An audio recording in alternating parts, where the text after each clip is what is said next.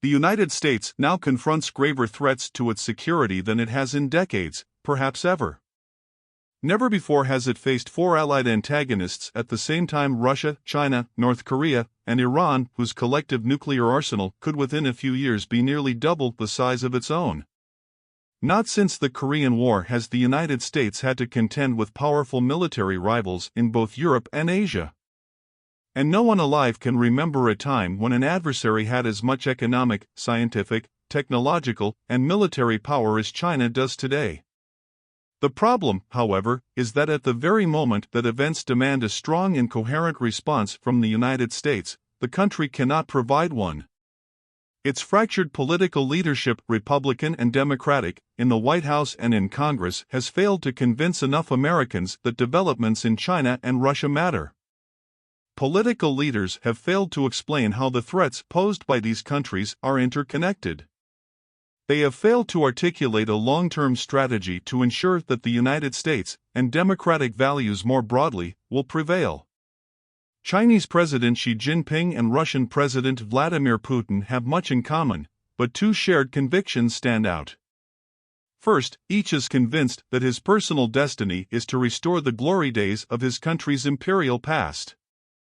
For Xi Jinping, this means reclaiming imperial China's once dominant role in Asia while harboring even greater ambitions for global influence. For Putin, it means pursuing an awkward mixture of reviving the Russian Empire and recapturing the deference that was accorded the Soviet Union. Second, both leaders are convinced that the developed democracies, above all, the United States, are past their prime and have entered an irreversible decline. This decline, they believe, is evident in these democracies' growing isolationism, political polarization, and domestic disarray. Taken together, Xi Jinping's and Putin's convictions portend a dangerous period ahead for the United States. The problem is not merely China's and Russia's military strength and aggressiveness. It is also that both leaders have already made major miscalculations at home and abroad and seem likely to make even bigger ones in the future. Their decisions could well lead to catastrophic consequences for themselves and for the United States. Washington must therefore change Xi Jinping's and Putin's calculus and reduce the chances of disaster, an effort that will require strategic vision and bold action. The United States prevailed in the Cold War thanks to a consistent strategy pursued by both political parties through 9 successive presidencies.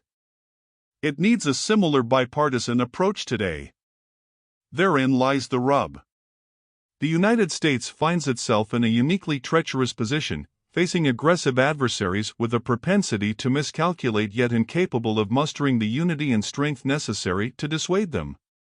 Successfully deterring leaders such as Xi Jinping and Putin depends on the certainty of commitments and constancy of response. Yet instead, dysfunction has made American power erratic and unreliable, practically inviting risk-prone autocrats to place dangerous bets with potentially catastrophic effects. Title 1: Xi Jinping's Ambitions. Xi Jinping's call for the great rejuvenation of the Chinese nation is shorthand for China becoming the dominant world power by 2049, the centenary of the Communists' victory in the Chinese Civil War. That objective includes bringing Taiwan back under the control of Beijing. In his words, the complete unification of the motherland must be realized, and it will be realized. To that end, Xi Jinping has directed the Chinese military to be ready by 2027 to successfully invade Taiwan, and he has pledged to modernize the Chinese military by 2035 and turn it into a world-class force. Xi Jinping seems to believe that only by taking Taiwan can he secure for himself status comparable to Mao Zedong's in the pantheon of Chinese Communist Party legends. Xi Jinping's aspirations and sense of personal destiny entail significant risk of war. Just as Putin has disastrously miscalculated in Ukraine, there is a considerable danger Xi Jinping will do so in Taiwan. He has already dramatically miscalculated at least 3 times. First, by departing from the Chinese leader Deng Xiaoping's maxim of hide your strength, bide your time, Xi Jinping has provoked exactly the response Deng Xiaoping feared. The United States has mobilized its economic power to slow China's growth, begun strengthening and modernizing its military, and bolstered its alliances and military partnerships in Asia. A second major miscalculation was Xi Jinping's leftward swing in economic policies, an ideological shift that began in 2015 and was reinforced at the 2022 National Congress of the Chinese Communist Party. His policies, from inserting the party into the management of companies to increasingly relying on state-owned enterprises, have profoundly harmed China's economy. Third, Xi Jinping's zero-COVID policy, as the economist Adam Posen has written in these pages, made visible and tangible the CCP's arbitrary power over everyone's commercial activities, including those of the smallest players. The resulting uncertainty, accentuated by his sudden reversal of that policy, has reduced Chinese consumer spending and thus further damaged the entire economy. If preserving the power of the party is Xi Jinping's first priority, taking Taiwan is his second. If China relies on measures short of war to pressure Taiwan to preemptively surrender, that effort will likely fail. And so Xi Jinping would be left with the option of risking war by imposing a full-scale naval blockade or even launching an all-out invasion to conquer the island. He may think he would be fulfilling his destiny by trying, but win or lose, the economic and military costs of provoking a war over Taiwan would be catastrophic for China, not to mention for everyone else involved. Xi Jinping would be making a monumental mistake. Despite Xi Jinping's miscalculations and his country's many internal difficulties, China will continue to pose a formidable challenge to the United States. Its military is stronger than ever. China now boasts more warships than the United States, although they are of poorer quality. It has modernized and restructured both its conventional forces and its nuclear forces and is nearly doubling its deployed strategic nuclear forces and upgraded its command and control system. It is in the process of strengthening its capabilities in space and cyberspace as well. Title 2: Xi Jinping's sense of personal destiny entails significant risk of war. Beyond its military moves, China has pursued a comprehensive strategy aimed at increasing its power and influence globally. China is now the top trading partner of more than 120 countries, including nearly all of those in South America. More than 140 countries have signed up as participants in the Belt and Road Initiative, China's sprawling infrastructure development program, and China now owns, manages, or has invested in more than 100 ports in some 60 countries. Complementing these widening economic relationships is a pervasive propaganda and media network. No country on earth is beyond the reach of at least one Chinese radio station, television channel, or online news site. Through these and other outlets, Beijing attacks American actions and motives, erodes faith in the international institutions the United States created after World War II, and trumpets the supposed superiority of its development and governance model, all while advancing the theme of Western decline. There are at least two concepts invoked by those who think the United States and China are destined for conflict. One is the Thucydides trap. According to this theory, war is inevitable when a rising power confronts an established power, as when Athens confronted Sparta in antiquity or when Germany confronted the United Kingdom before World War I. Another is peak China, the idea that the country's economic and military power is or will soon be at its strongest, while ambitious initiatives to strengthen the U.S. military will take years to bear fruit. Thus, China might well invade Taiwan before the military disparity in Asia changes China's disadvantage. But neither theory is convincing. There was nothing inevitable about World War I, it happened because of the stupidity and arrogance of Europe's leaders. And the Chinese military itself is far from ready for a major conflict.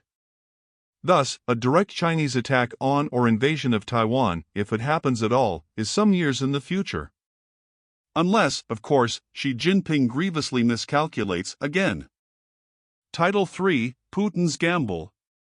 Without Ukraine, Russia ceases to be an empire, Zbigniew Brzezinski, the political scientist and former U.S. National Security Advisor, once observed. Putin certainly shares that view. In pursuit of Russia's lost empire, he invaded Ukraine in 2014 and again in 2022, with the latter adventure turning out to be a catastrophic miscalculation with devastating long-term consequences for his country. Rather than dividing and weakening NATO, Russia's actions have given the alliance new purpose, and, in Finland and, soon, Sweden, powerful new members. Strategically, Russia is far worse off now than it was before the invasion. Economically, oil sales to China, India, and other states have offset much of the financial impact of sanctions, and consumer goods and technology from China, Turkey, and other countries in Central Asia and the Middle East have partly replaced those once imported from the West. Still, Russia has been subjected to extraordinary sanctions by virtually all developed democracies. Countless Western firms have pulled their investments and abandoned the country, including the oil and gas companies whose technology is essential to sustain Russia's primary source of income. Thousands of young tech experts and entrepreneurs have fled. In invading Ukraine, Putin has mortgaged his country's future. As for Russia's military, even though the war has significantly degraded its conventional forces, Moscow retains the largest nuclear arsenal in the world. Thanks to arms control agreements, that arsenal includes only a few more deployed strategic nuclear weapons than what the United States has. But Russia has 10 times as many tactical nuclear weapons, about 1,900. This large nuclear arsenal notwithstanding, the prospects for Putin seem grim. With his hopes for a quick conquest of Ukraine dashed, he appears to be counting on a rough military stalemate to exhaust the Ukrainians, betting that by next spring or summer, the public in Europe and the United States will tire of sustaining them. As a temporary alternative to a conquered Ukraine, he may be willing to consider a crippled Ukraine a rump state that lies in ruins, its exports slashed and its foreign aid dramatically reduced. Putin wanted Ukraine as part of a reconstituted Russian empire. He also feared a democratic, modern, and prosperous Ukraine as an alternative model for Russians next door. He will not get the former, but he may believe he can prevent the latter. As long as Putin is in power, Russia will remain an adversary of the United States and NATO. Through arms sales, security assistance, and discounted oil and gas, he is cultivating new relationships in Africa, the Middle East, and Asia. He will continue to use all means at his disposal to sow division in the United States and Europe and undermine U.S. influence in the global South.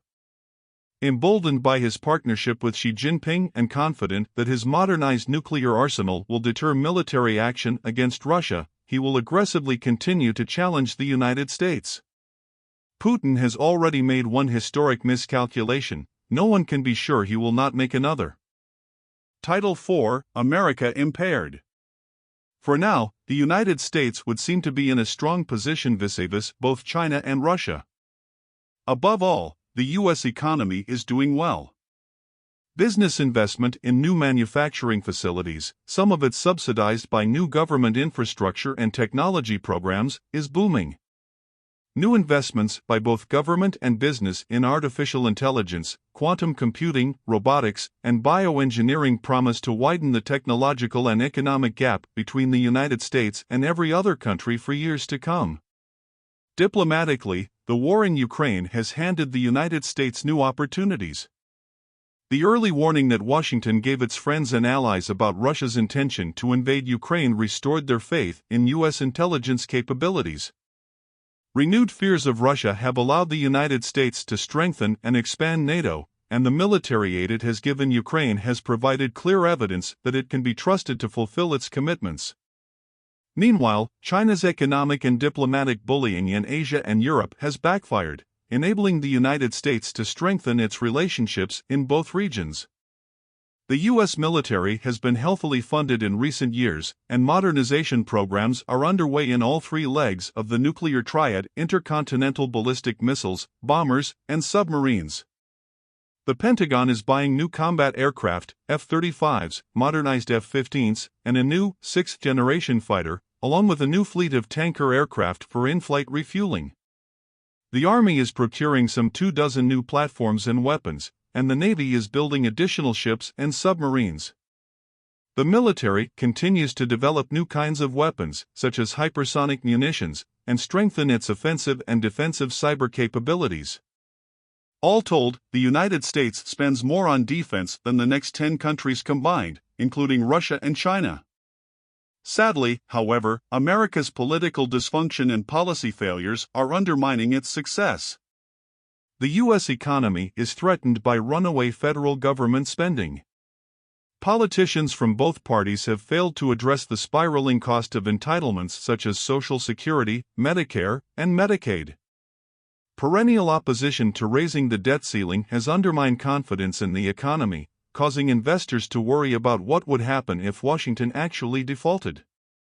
In August 2023, the ratings agency Fitch downgraded the United States credit rating, raising borrowing costs for the government.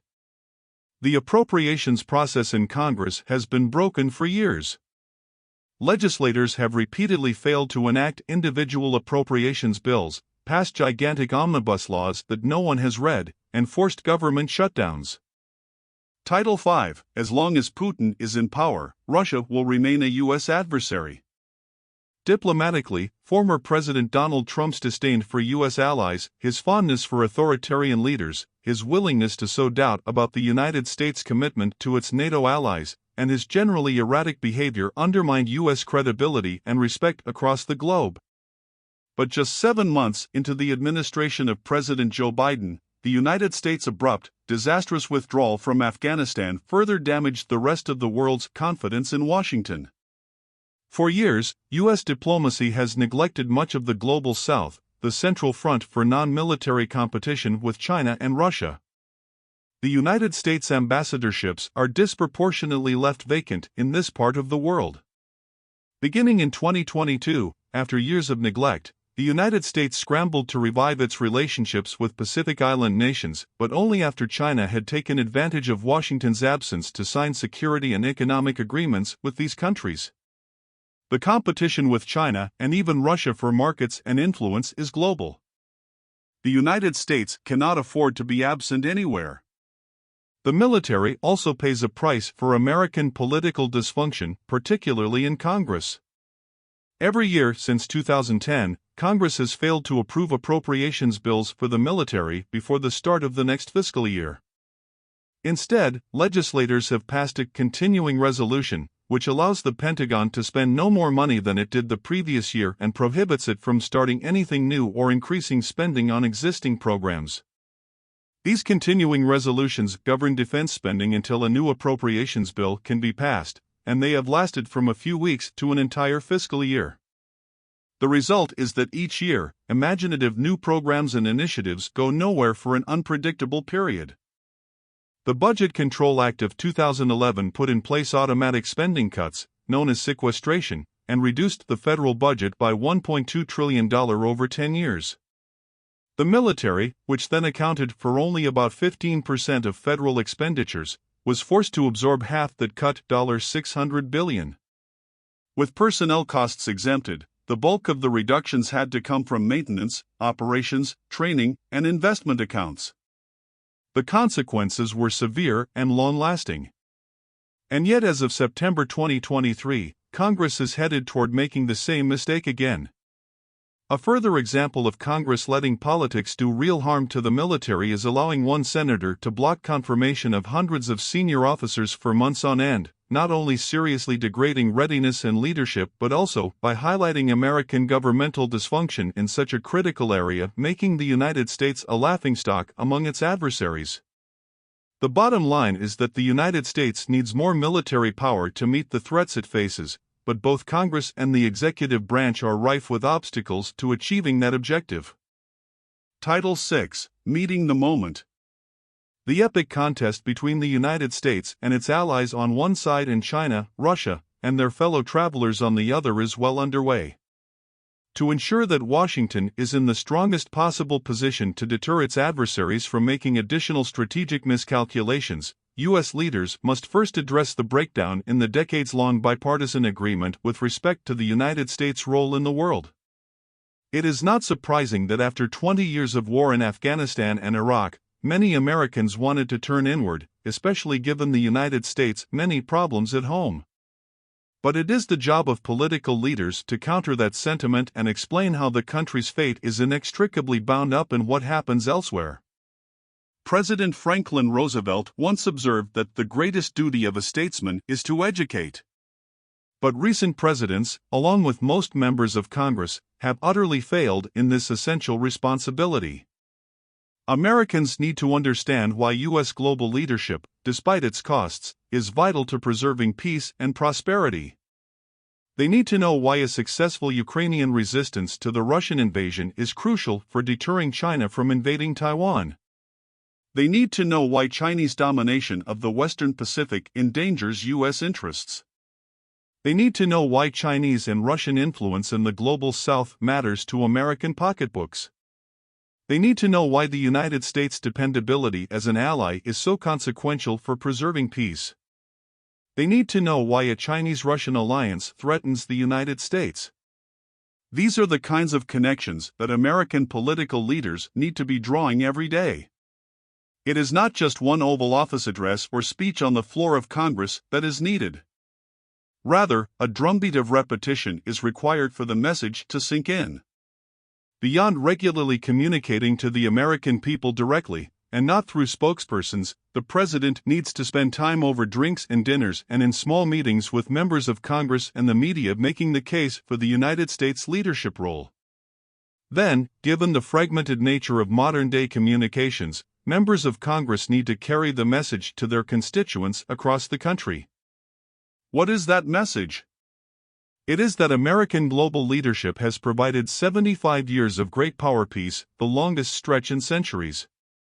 Nothing in a nation's life is costlier than war, nor does anything else represent a greater threat to its security and prosperity. And nothing makes war likelier than putting one's head in the sand and pretending that the United States is not affected by events elsewhere, as the country learned before World War I, World War II, and 9/11. The military power the United States possesses, the alliances it has forged, and the international institutions it has designed are all essential to deterring aggression against it and its partners. As a century of evidence should make clear, failing to deal with aggressors only encourages more aggression. It is naive to believe that Russian success in Ukraine will not lead to further Russian aggression in Europe and possibly even a war between NATO and Russia. And it is equally naive to believe that Russian success in Ukraine will not significantly increase the likelihood of Chinese aggression against Taiwan and thus potentially a war between the United States and China. A world without reliable U.S. leadership would be a world of authoritarian predators, with all other countries potential prey. If America is to safeguard its people, its security, and its liberty, it must continue to embrace its global leadership role. As British Prime Minister Winston Churchill said of the United States in 1943, the price of greatness is responsibility. Rebuilding support at home for that responsibility is essential to rebuilding trust among allies and awareness among adversaries that the United States will fulfill its commitments. Because of domestic divisions, mixed messages, and political leaders' ambivalence about the United States' role in the world, there is significant doubt abroad about American reliability. Both friends and adversaries wonder whether Biden's engagement and alliance building is a return to normal or whether Trump's America First disdain for allies will be the dominant thread in American policy in the future. Even the closest of allies are hedging their bets about America. In a world where Russia and China are on the prowl, that is particularly dangerous. Restoring public support for U.S. global leadership is the highest priority, but the United States must take other steps to actually exercise that role. First, it needs to go beyond pivoting to Asia. Strengthening relationships with Australia, Japan, the Philippines, South Korea, and other countries in the region is necessary but not sufficient. China and Russia are working together against U.S. interests on every continent. Washington needs a strategy for dealing with the entire world, particularly in Africa, Latin America, and the Middle East, where the Russians and the Chinese are fast outpacing the United States in developing security and economic relationships. This strategy ought not to divide the world into democracies and authoritarians. The United States must always advocate for democracy and human rights everywhere, but that commitment must not blind Washington to the reality that U.S. national interests sometimes require it to work with repressive, unrepresentative governments. Title 7. China and Russia think the future belongs to them. Second, the United States strategy must incorporate all the instruments of its national power. Both Republicans and Democrats have grown hostile to trade agreements, and protectionist sentiment runs strong in Congress. This has left the field open for the Chinese in the global south, which offers huge markets and investment opportunities. Despite the Belt and Road Initiative's flaws, such as the enormous debt it piles on recipient countries, Beijing has successfully used it to insinuate China's influence, companies, and economic tentacles into scores of countries. Enshrined in the Chinese constitution in 2017, it is not going away. The United States and its allies need to figure out how to compete with the initiative in ways that play to their strengths, above all, their private sector. U.S. development assistance programs add up to a small fraction of the Chinese effort. They are also fragmented and disconnected from larger U.S. geopolitical objectives. And even where U.S. aid programs are successful, the United States maintains a priestly silence about its accomplishments. It has said little, for example, about Plan Colombia, an aid program designed to combat the Colombian drug trade, or the President's emergency plan for AIDS relief, which saved millions of lives in Africa. Public diplomacy is essential to promoting U.S. interests, but Washington has let this important instrument of power wither since the end of the Cold War. Meanwhile, China is spending billions of dollars around the world to advance its narrative. Russia also has an aggressive effort to spread its propaganda and disinformation, as well as incite discord in and among democracies. The United States needs a strategy for influencing foreign leaders and publics, especially in the global south. To succeed, this strategy would require the U.S. government not merely to spend more money but also to integrate and synchronize its many disparate communications activities. Security assistance to foreign governments is another area in need of radical change. Although the U.S. military does a good job training foreign forces, it makes piecemeal decisions about where and how to do so without sufficiently considering regional strategies or how better to partner with allies.